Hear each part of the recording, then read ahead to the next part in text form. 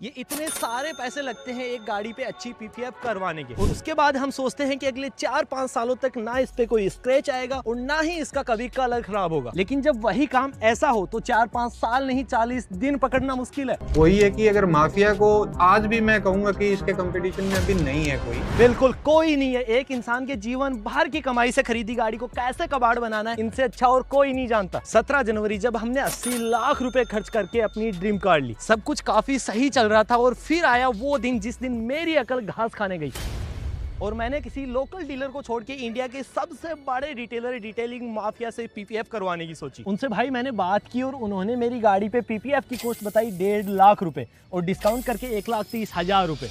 मुझे मेरे पास में MG साइबरस्टर है, मुझे पीपीएफ करवाना था उस पे। लगभग पड़ी सर अपने को 1,30,000 रुपए की 1,30,000 रुपए की 10 साल वाली। 10 साल की वारंटी आती है।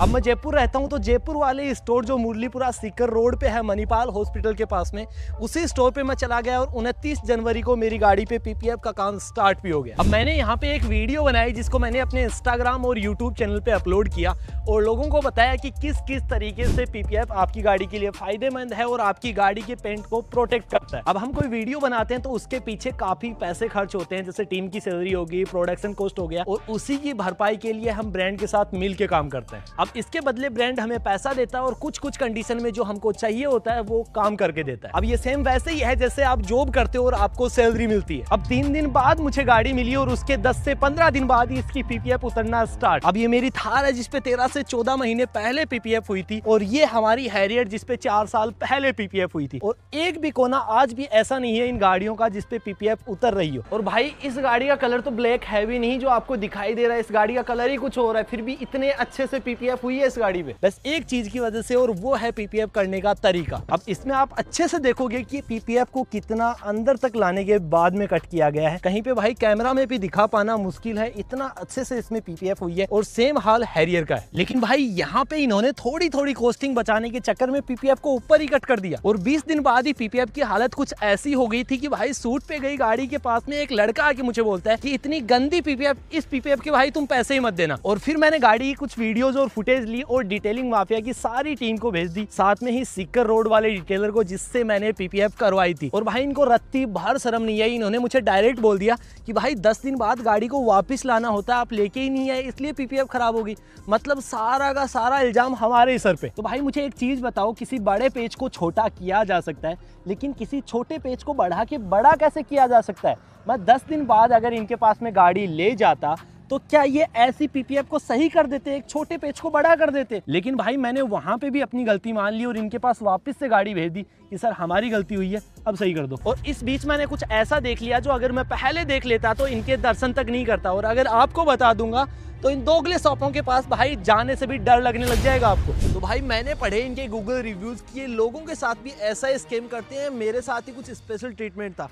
तो भाई 1-2 लोगों के अलावा इनसे भाई कोई नाराज है ही नहीं, सारे लोगों ने इनको 5 स्टार रेटिंग दी है। और इत्तेफाक से भाई इनके पास चाहे कोई नोएडा से आए, राजस्थान से आए, चाहे कोई हिमाचल से आए, दिल्ली से आए, हरियाणा से आए, सबको केवल एक ही लाइन आती है इंग्लिश में, और वो है excellent car wash detailing mafia. ये वो मैं आपको पढ़ के बताता हूँ कि क्या लाइनें इन्होंने लिख रखी हैं। पहला आप देखोगे तो excellent dry clean and rubbing polish, second excellent car wash on my Tata Harrier, second वाले पे जाओगे तो excellent PPF work on my Scorpio, उसके और नीचे जाओगे तो एक्सीलेंट ग्राफिन कोटिंग और my Scorpio and excellent PPF work on my Thar, उसके और नीचे आप देखोगे तो excellent washing and dry cleaning, excellent car wash store, excellent PPF work on my bike, well done team detailing mafia, good experience, excellent PPF work on my Mahindra Thar, excellent work done by retailing mafia Sikar Road, excellent coating work, very good experience or Tata Harrier Strom, excellent service the detailing mafia Sikar Road, excellent work done by detailing mafia Sikar Road,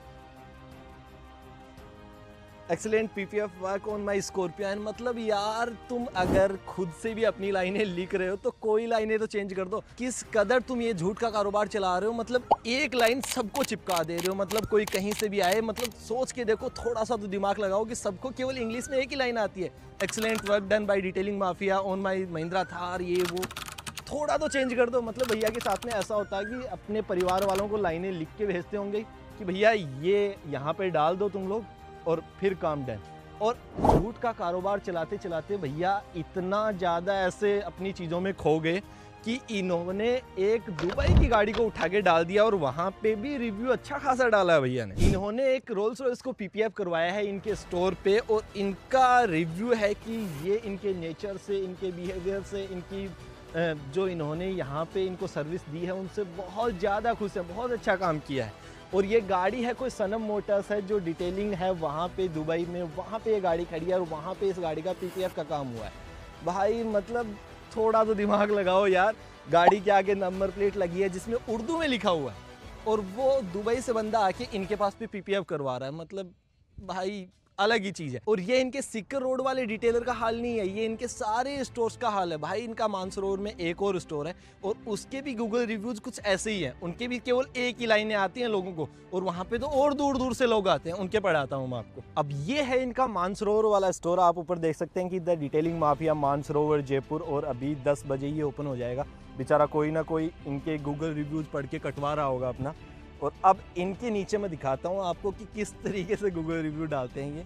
और इनका जैसे ही आप पहला review पढ़ोगे तो आपको तुरंत समझ आ जाएगा कि क्या लाइनें ये आगे लिखने वाले हैं। अब देखना, just got the ultra sealed PPF installed my Royal Enfield Classic 350। उसके आगे जस्ट नीचे जैसे ही आप जाओगे, got PPF installed my Scorpio Classic S11, got PPF installed the detailing mafia.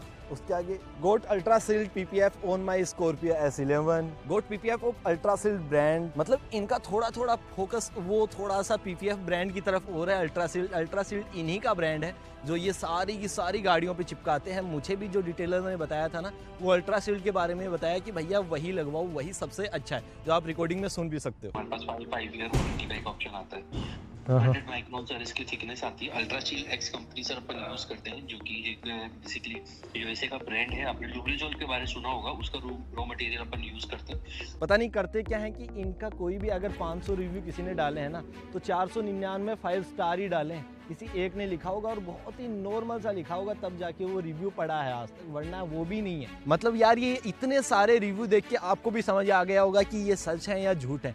मतलब किस कदर हर जगह झूठ का कारोबार चला रहे हैं। एक स्ट्रॉन्ग और अच्छी प्रोफाइल आपको दिखाई जाती है, अच्छा खासा अमाउंट चार्ज किया जाता है और फिर सर्विस। भाई मुंह में मच्छर चला गया था इसलिए थूका है, लेकिन इनकी सर्विस भी ऐसी है कि उन पे थूका जा सके, इसके अलावा कुछ भी नहीं किया जा सकता। और मैं सही बता रहा हूँ, गली नुक्कड़ पे बैठा इंसान इनसे ज़्यादा अच्छी पीपीएफ कर देगा और एग्जाम्पल आपके सामने है।